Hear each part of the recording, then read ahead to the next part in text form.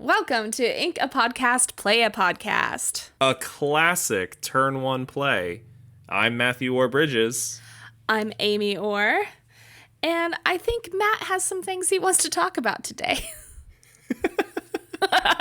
Hey, listen, I told you ahead of time that this was going to be a very me-heavy episode. Don't automatically put our listeners against me. No, it'll be great. I'm actually really excited to, I guess, learn about some possibilities, and then You're like, I got some stuff I need to do over here. I'm just gonna let you talk for a little bit and chime in every once in a while when something piques my interest. All right.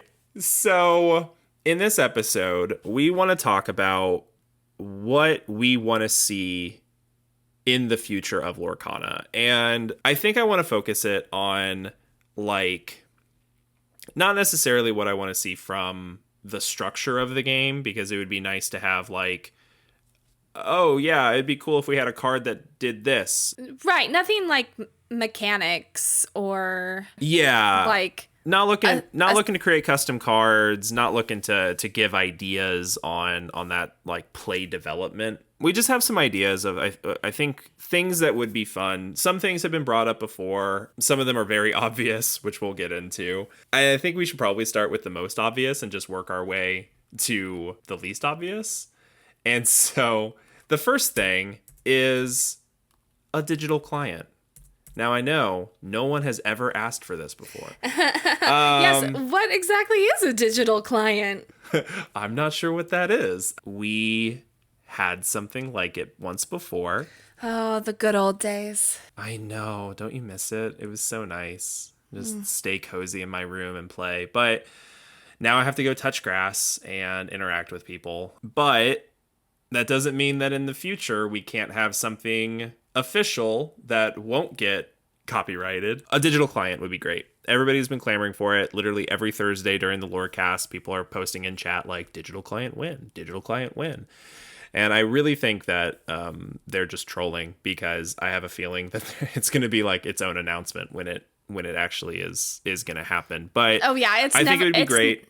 It's not just going to be like dropped in somewhere. It's going to be like Yeah, it's not going to be a shadow drop. It's going to be one of those where they like announce a full week ahead of time, like tune in this day for a big announcement, and then like they'll have like teaser trailers for it. And yeah, honestly, I think it's going to happen at like a Gen Con. Oh, sure. Yeah. I think that that's what's going to happen. So I don't think it's going to it's not going to come out. I wouldn't bet, like mid-year. Now, to be fair, to be so fair, they have not indicated that they're making one. There have been rumors and speculation and probably just a little bit of coping that people think that a digital client is coming.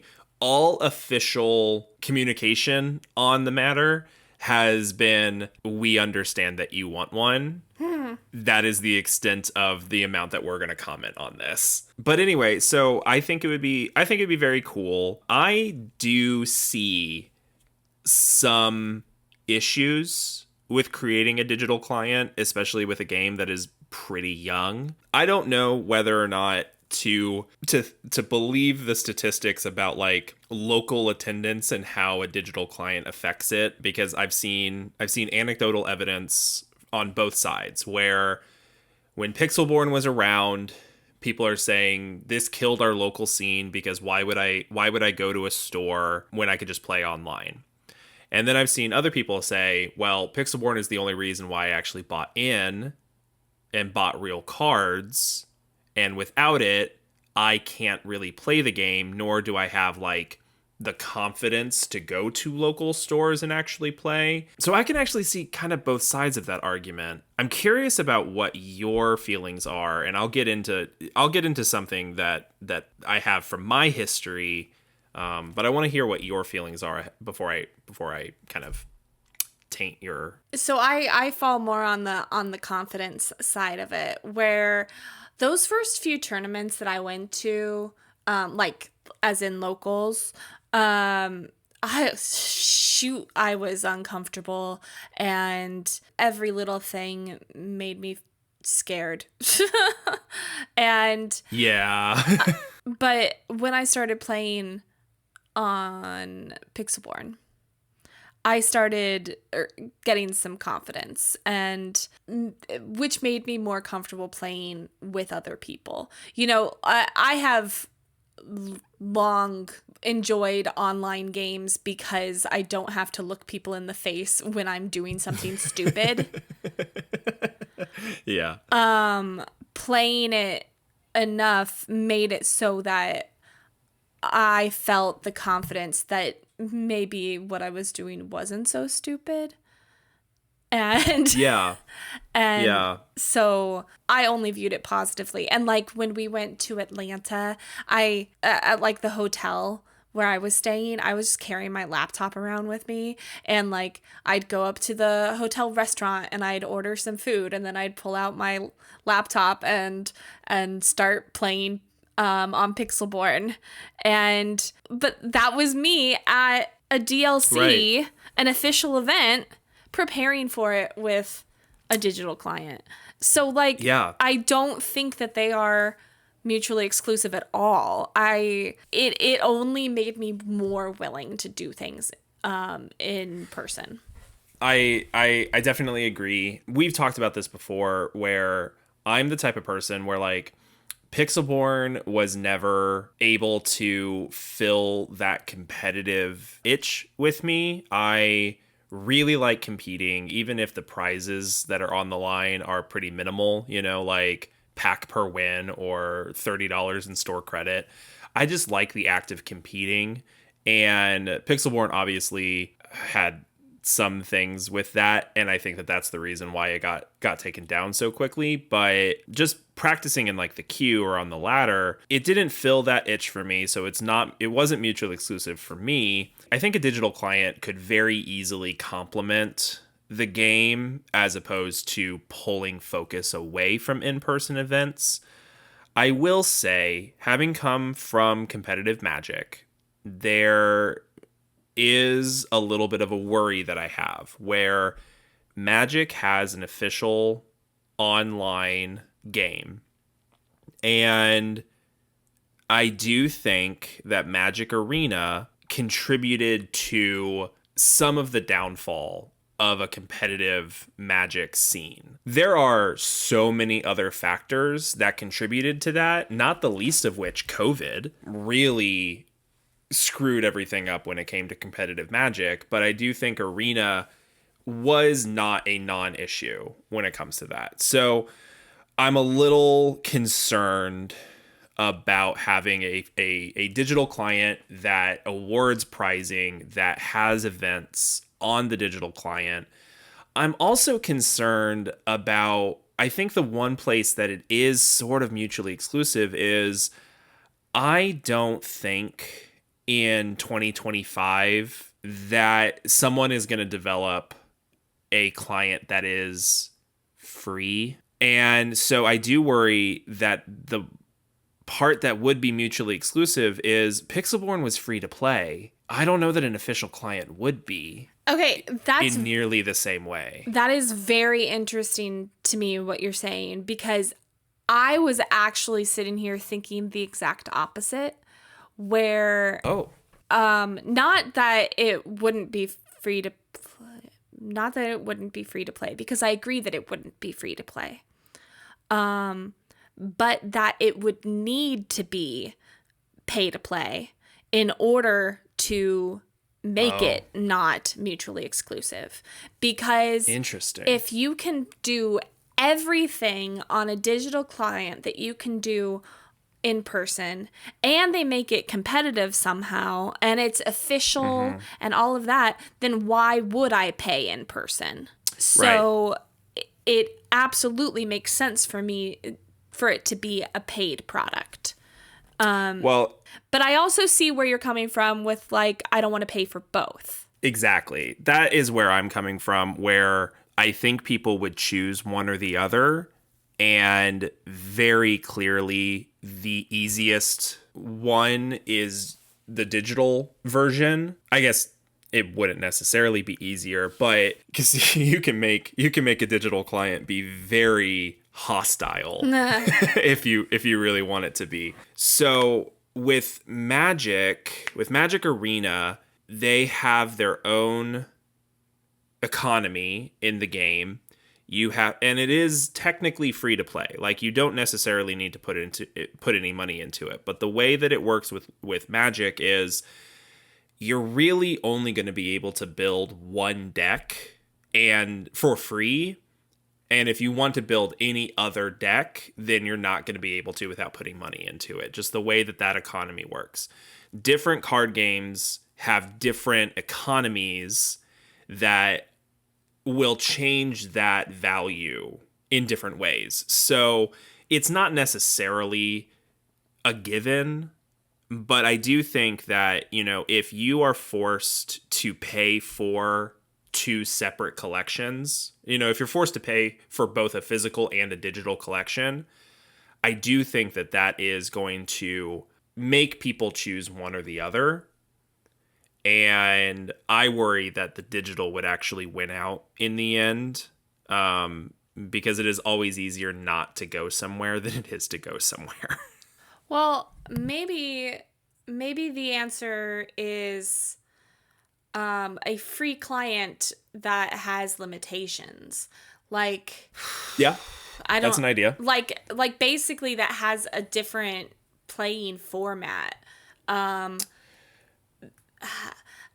was gonna put like for instance, you're only playing to 10 lore or something, but that really cuts out a lot of the control decks because you wouldn't be able to get the practice in that. So that's not the type of limitation it would need to be. And so that's a really interesting idea and one that other games have implemented. So, for example, Pokemon has a game, but it is different. It has an online, I think it's an app, but it's a different game than the TCG that you would play in person. Yu-Gi-Oh! Does the same thing where they have like a faster version of the game. And I think that is more, I think that's in like response to like Marvel Snap, which is an app-only digital card game. And you have like 12 cards in your deck and the games take 5 minutes. And so the games are super, super fast, super snappy. And I think that Pokemon Pocket and Yu-Gi-Oh! Duel Links are a response to people being like, hey, I want something to do on my phone while I'm in the bathroom, but I can't sit down and play a full game of Yu-Gi-Oh! Or I can't sit down and play a full game of Pokemon. Magic Arena, you can play it on your phone, but it's a full Magic game when you play that. So, I mean, like, Lorcana could do something like that where they create their own mini version. Maybe you do pack rushes, I was wondering about pack rush. So it's scratching an itch, but it's not serving the same purpose as, like, Pixelborn. That's what I was gonna say, was that it's not the same game you're playing at that point. Yeah, you're not able to use it to get your reps in. So it's certainly something I would enjoy. Like, I would play the hell out of a digital app that just was Pack Rush. I would, for sure. Or something, yeah. Yes, but I am looking for something that I could be like, okay, I need to play this deck like 20 times before I play it in a tournament. Or even just, even just using it as like a proof of concept where it's like, I have this wacky idea. I don't want to waste my night. I don't want to waste the day leading up to the Tuesday night tournament, building the deck and getting all of my cards out, building it in paper, going for 3 hours to the store, and then be like, oh, this doesn't work. I forgot about Emerald Steel. Yeah. And Pixelborn was great for something like that. And, right now we have tools that allow you to play against computers. And that can sort of, replace that can sort of be a proof of concept tool for you. But obviously the computer is not very good and does odd things sometimes. And so creating a online game that is not the same as the game that we play in paper would help differentiate it and make sure that there is no crossover. But it would also kind of fails to meet the point, which is we want practice. We want to be able to practice these decks, and we want to be able to do that at a time that's convenient to us, especially if you live in an area that does not have a local scene. Yeah, because I was just going to say, we are spoiled for choice where we are, where there's... We are absolutely spoiled. Yes, where any day of the week, I think any day, but don't correct me, we could go to a tournament. But there are tons of places that's just not the case. And right. I mean, we see it all the time on Facebook where people constantly talk about how their local scene has died. It never took off. You know, they have one card store and the 12 players in their community don't want to play Lorcana, you know? Yeah, so if you figure, okay, you're one of these entirely reasonable people who have one local store, then you have one chance a week to try out your deck. And if you don't like the deck that you played, like if you're like, oh, yep, this did not work, then you have to try another one. And what you get to like set championships, and because it took you a month to find the deck that you liked, you got like, I don't know, 4 or 5 reps on it over the course of another month. I think that's the issue is... Well, and I think it even goes, you can go further down that line of thought where it's, if we're communicating, like as a community, as you know, as Ravensburger, if they're communicating, hey, you can be the world champion just like this guy was. Not all outcomes are equal because not all circumstances are equal. And so it's like, how is the person who lives in an area that does not have a local community, doesn't have access, how are they going to be able to practice in the same way that these people who have made it their, you know, semi-career to be good at this game, how are they going to compete at the same level? Because they don't have the same opportunities that a lot of other people do, that the people, so like that person, maybe they snagged a ticket to Milwaukee. How are they going to practice? Yeah.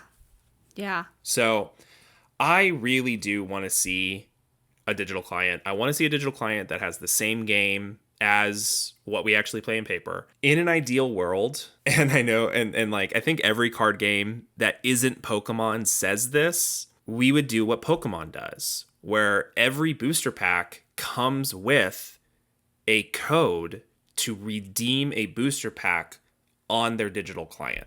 Okay, so you're basically letting people build up both of their collections by having them purchase physical. Do those codes, like, do they correspond exactly with what is in the physical package, or is it just like... No, okay. it would still be random in both cases. I think, and I'm not an expert on Pokemon, but I don't know that there is actually a way to purchase packs in the game. I think you have to purchase physical packs to get packs online. But even if that isn't the case... Sorry, go ahead. No, I just think that sounds smart because like I wouldn't go buy a bunch of physical cards so that I could play a digital game if I wasn't also going to play the physical cards. Right. Oops, I misspelled Pokemon.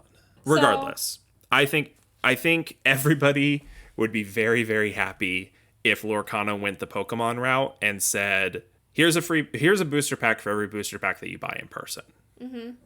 And I think every card game player wants that. I know when Magic Arena was coming out, everybody was very hopeful for that. They did not do that because I don't think it's as profitable, obviously. But I mean, who knows? Pokemon does it. Yeah, there's got to be an upside or they wouldn't do it. Like it even if the upside is just keeping people happy, like it makes sense. But I also, I mean, I get the the hesitation as well. So I don't know. I don't know. I think that would be very nice, but I think bottom line, it comes down to whatever digital client may exist in the future. It needs to be the same game that we're playing right now. Yeah. So, whatever form that takes, very hopeful that happens. But one thing that kind of leads into it, which is our next thing, I wonder, because you said Pokemon must be doing that for some reason. Otherwise, why would they do it? Pokemon is an interesting card game because they have a few things going for it that Lorcana may or may not have in the future. The first thing is they are a collector game first and a game second. And so people will be opening packs, but not to play the game. They'll be opening packs for the cards and the cards' value or just liking the cards. The other thing that Pokemon does is they have a lot of different alternate arts and alternate card types that you can open that are still technically the same card, but it's a different foiling, it's a different artwork. We are starting to see that with Fabled, where we now have like the epics, where it's the same artwork, but it's of reprints, but it's full art and it's foil. So we're starting to dip into that a little bit. Here's the thing. Pokemon is an extremely cheap game to play at a competitive level, especially compared to like almost any other card game. Because if you look at the top deck lists, they're going to be like $70 for like the whole deck. Why? Because of those two things that I just mentioned. So a lot of cards, a lot of booster packs are being opened trying to find the most valuable cards in the set.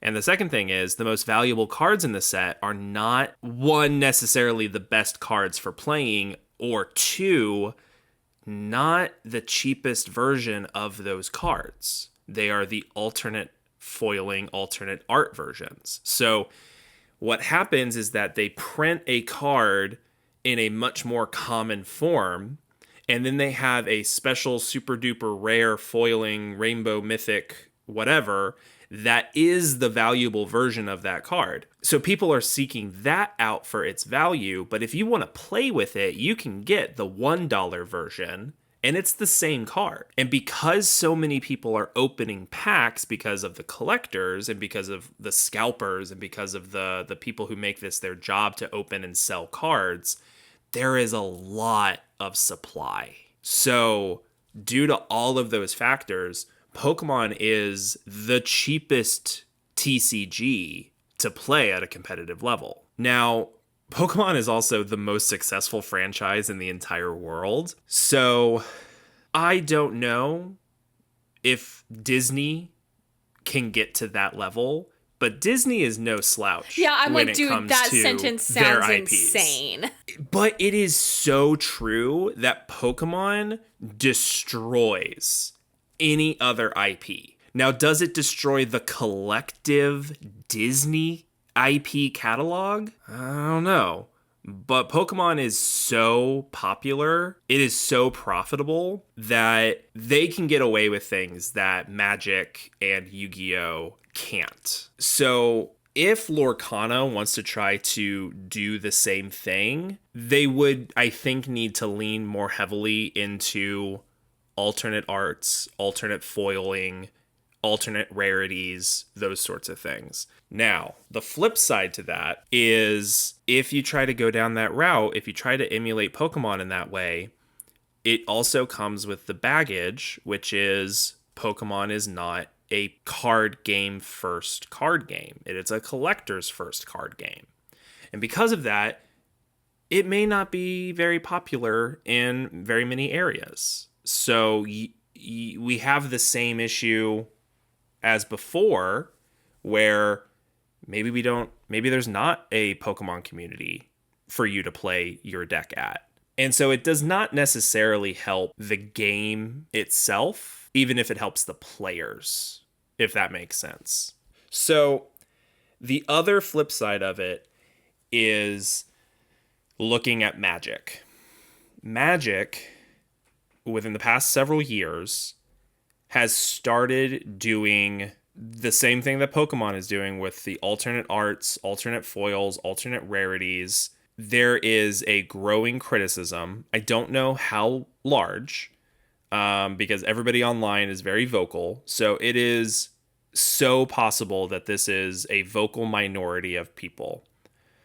But it's a growing sentiment that it's too much when it comes to Magic. There are dozens of different alternate versions, alternate artworks. Some of them don't even really look like Magic cards in the traditional sense. And there's a resentment that is growing because Magic is leaning into that type of collectability. Magic has a lot of other baggage. Magic is not anymore a very competitive first card game. They're very much a casual first card game, but to be honest, most card games are casual first, and the competitive community is a much smaller subsect of that, which I think a lot of people forget when you are deep into the competitive side of things, is that we are a very small section of the community. Yeah, I would say that's very easy to forget. I mean, you say that and I'm like stopping to think, and I'm like, oh, yeah, I mean, like, I guess there's people just like playing at home, and is that which is baffling to me. Yeah. But it's like a rule with every card game. They do outnumber us. Bonkers. But I get it. I mean, that has never been how we have played. And so it's not something I had considered. Yeah, absolutely. So, I don't know. I like the idea. I like the idea of the epics that we're getting. I think I'm kind of in the minority of the minority here when I say I think I prefer the epics to have the same artwork as what we have. I know a lot of people, especially with like the Fabled spoilers, are pretty upset that Fabled's not going to have new artwork. I think that that's a self-correcting issue because Fabled is not going to be something that we have every year. And we clearly have seen them commission new artwork for reprints where we saw, like the puppy or Captain Hook have new artwork. So I could definitely see a future where we get an epic version of a card that's in the set and it has the same artwork as the common version, but it's like extended and it's foil. And I think that is perfect. What I don't want to see is kind of what Magic is doing, where it is a completely different artwork and a completely different design. Magic is really messing with their templates, where the cost and the power and the toughness and the abilities, they're all over the place. And it makes it very tricky as someone who needs to read these cards upside down when I'm playing against them. Makes it very tricky to feel confident that I know what I'm doing at any given time. I mean, how many times have you been playing a game and you just walk into something that was just free information for you to know? Like, oh, yeah, you did have that on the board. Yeah, every time I've played Magic, that's how it happens. Right, exactly. And Magic is a much more complex game, but it does happen with Lorcana. I think it just happened yesterday for me at Set Champs, where somebody tried to challenge something, and I was like, oh, he has Bodyguard. Oh, yeah, no, absolutely, that happens also. Or like the whole, this dude has resist. Sure, you can attack him, but... That's even worse, right? Because it's like, oh man, I can't even take that back. Right. Like, that was a legal thing that I did. It was dumb, but it was a legal thing that I did. There are just so many times where you walk into something that is so obvious and it's on board, and that's without messing with any alternate arts. That's just. But yeah. Then if you get into alternate arts and you're like, oh well, I didn't realize it was a 2/3 because the 2 and the 3 are separated and they're floating off in their own bubbles because the graphic designer thought it would look cool. That's where the game starts feeling like not the same game anymore, and it feels like, I don't know, something different. Well, and I have a completely different concern with. I mean, maybe it's the same. I don't know.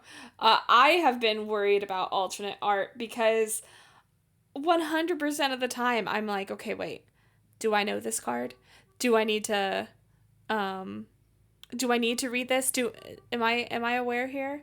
And and so if it's these cards that have been around forever, and I should know, but they just look different now. That's just such a weird extra element for me that doesn't really hurt anything but makes me feel silly. It's a tricky balancing act that you have to do where you want to appease the collectors, but you also want to appease the players. And so I don't know what the right answer is to it. There's also the concept of like cards need to have value in order for people to feel good about opening packs. Right. Because if nobody's opening packs, then nobody's selling cards, and then the cards, it's this weird supply and demand thing, but Pokemon seems to pull it off because the only cards that have value wouldn't be the ones being played in their game. They would be being sold and being displayed and being graded, and meanwhile the players have their common versions of cards that they can play. So it's definitely tricky. I think I would like it if Lorcana leaned more into it. I mean, they're doing it with the promos and with the epics, so we'll see how that goes, but I think they just need to be careful. You hear that, Ravensburger? Watch yourself. Yeah, we're watching. All right, I have one last suggestion for what I want to see in the future. And this one is a little off the wall. Here's the thing. I was watching Queen's Gambit the other day. And my question is, why don't we use chess's system of determining who goes first and who goes second? The computer will design it in a way that says, you will never play the same color more than 2 rounds in a row. And so they try to alternate, but chess has a very similar like Swiss tournament system that we have, where winners play winners, and you're almost always going to be paired against somebody who has the same record as you. They have a ELO system that they use, and so that muddies the waters a little bit. But basically what happens is that it's the same sort of structure in the Swiss rounds, and they do have a color balance rule, which says each player should play a color an equal number of times. And you shouldn't ever play the same color more than 2 times in a row unless it is actually just unavoidable. And so what that would look like, and again, we're asking a lot from the Play Hub right now, but I'm optimistic that they can get this done because it exists. Chess exists, and they've been doing this for a while. But on the Play Hub, it would just, with your pairings, it would just tell you who's going first. And then you avoid all of this, you avoid the unluckiness of like, oh man, I lost every die roll today, Okay. Okay. But you're saying that it's throughout the whole day, the whole tournament, it would be like equalized where. Exactly. Yeah. Okay. No, that totally makes sense. Yeah. Yeah, exactly. So like, yes, a die roll is random, but you're not guaranteed to be able to win the die roll at any given time. But the computer system would try to ensure that you have an appropriate balance, and that in a given tournament it might be, oh yeah, I was on the play 3 times and I was on the draw twice because it's a 5-round tournament, and it can't be equal. But ideally over the course of several tournaments you would have an equal number of going first versus going second. Sure. Yeah. So I think that would be an interesting idea. I also don't mind the idea of using chess clocks, but I understand that is probably harder to implement. It probably Actually, would I'm not be. sure if that would be harder. I don't know. I would like the idea because if someone tells me that I need to hurry up, that does more than just get me to hurry up. It totally derails me. And one time at like a DLC, someone is like, "Yeah, we're running short on time. We're gonna need to go faster." And I was like, "I'm gonna go faster, but I'm not gonna let it ruin my game." And he's like, okay, yeah, that's fine." And Yeah. and so I like the idea of being like, I have the amount of time that I can take, and you have the amount of time that you can take. And at some point, maybe I'll see, oh, shoot, I've really put myself in a situation where I got to make fast decisions. But the other person never has to comment on that. They might to screw with your brain, but that's not the type of game that I'm playing. So I would like it. At least theoretically, I would. Theoretically, yeah, and I think it's a nice idea, especially because I typically don't have issues going to time. I think I'm a pretty fast player, but there are differences in pace of play depending on like what state of the game you're in, you know? And it's like, yeah, the first few turns are going to be really fast and I'm going to be making my turns 10, 15 seconds and that'll be it. But later into the game, the more complex the position, if we're getting closer to the end and I really need to tank for a while and think about what my next move is, because there are going to be fewer decisions left in the game to make. And so by consequence, they're going to be more important. Without a sort of objective clock, it doesn't feel like you have earned any goodwill by your fast pace of play in the beginning of the game, where it's like, listen, I could have taken 30 seconds on the first few turns. I'm not. So now I'm using all of that time I could have used at the end of the game. But that's still, you know, if you sit there for a minute not doing anything, that's a long time for your opponent to just be like sitting there waiting. Yeah. And it could be that you are just tanking really hard and you're doing things, you're not stalling. But if there was a chess clock, if there was an objective clock that it's like, yeah, I mean, when your clock reaches 0, you lose no matter what. So take whatever time you want. And that's how it works on Magic Online. Is each player has 25 minutes. And when you have something you can do, your clock ticks down. People have talked about chess clocks in Magic, like in paper Magic, for a really long time, and it doesn't necessarily work that well in that game because you can act on your opponent's turn. And so you would have to hit the clock several times in a turn in order to accurately simulate what a real chess clock would be. Obviously, in chess, you can't act on your opponent's turn, so like whatever. Yeah. Lorcana is a little in the middle because you do have effects that can trigger on your opponent's turn.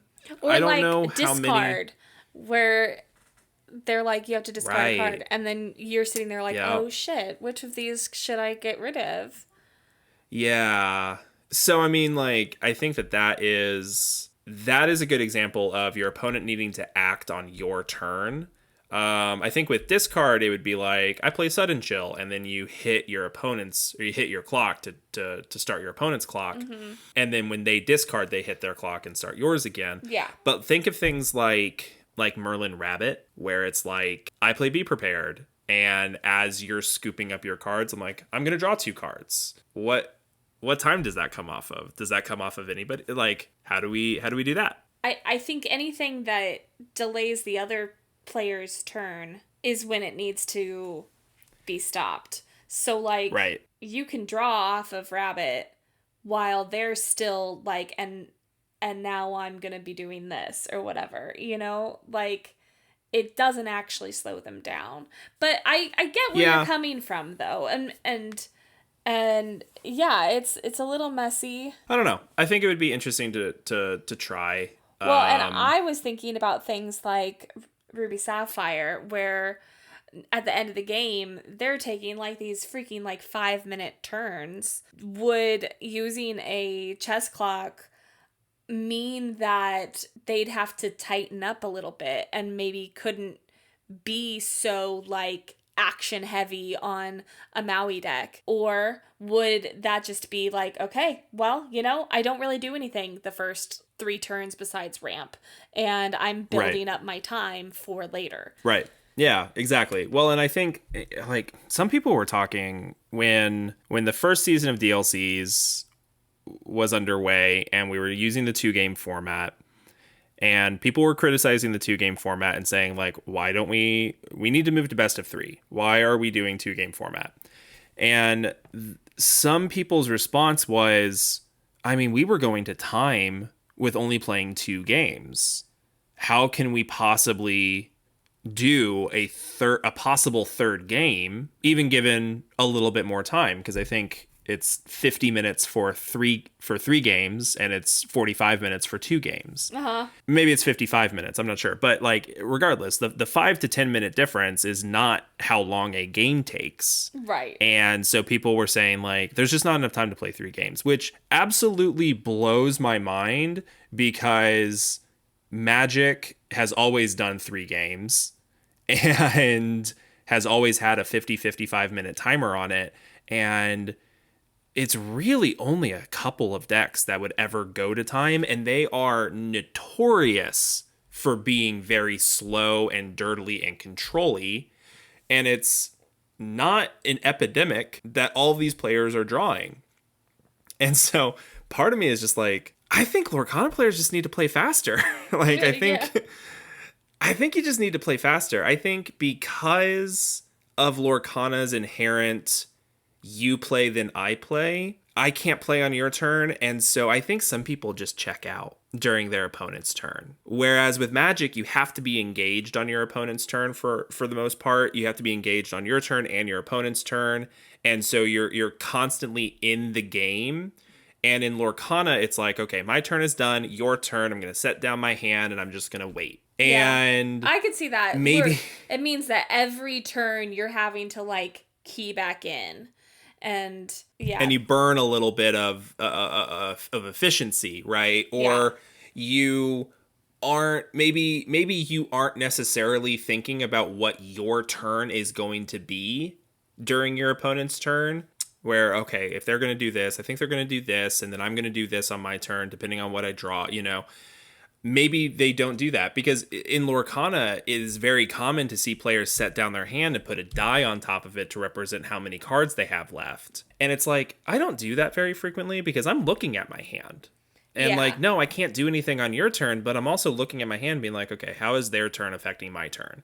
And so I think maybe just Lorcana players are slower for a variety of reasons. And so it's like, I mean, whatever, be slow. We have a chess clock now. Yeah. Yeah, I like the idea. I want to try it. Just put it into the Play Hub. Have a rule that says you have to turn notifications off on your phone. Put it into Play Hub, and then use that as your chess clock. We should play some with a chess clock. We should do it. That would be very interesting. We should do that. Yeah, absolutely. Yeah, I think if nothing else, like even if it doesn't turn into like an actual type of play, I think it would help impress upon ourselves like how much time we're taking, and maybe change our way of playing, which would be interesting. Yeah, I think that's a great idea. I think that is a sneaky bit of advice in this non-advised episode. Play with a chess clock. And like, if you think that you are a somewhat slower player, but you still want to be able to make sure that you're taking the correct action and you're not rushing, play with a chess clock at like see if your opponent at locals will allow a chess clock, like see how much time you're actually taking. And if you're taking too long, then maybe that knowledge will help you kind of pick up the pace. Yeah, I like it. Let's try it. Let's do it. Cool. Yeah, I'll build that into my app that I'm totally making. All right. Well, I think we're going to leave it there. You should comment, do it, Do it right now. Comment on this video. If you're not watching the video, go to the video and comment. What do you want to see in the future?